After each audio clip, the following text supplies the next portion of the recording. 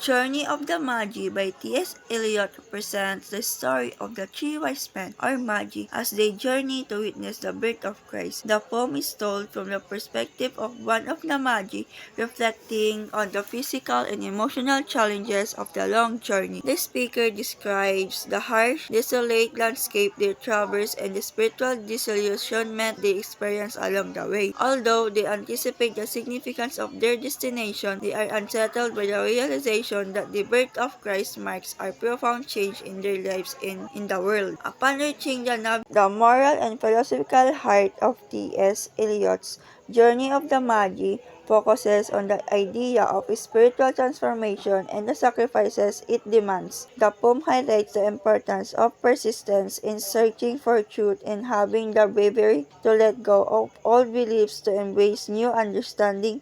It reflects on the balance between renewal and loss, showing the personal growth often involves leaving the past behind. T.S. Eliot's Journey of the Magi describes the spiritual and emotional growth of the Magi during their journey to witness the birth of Christ.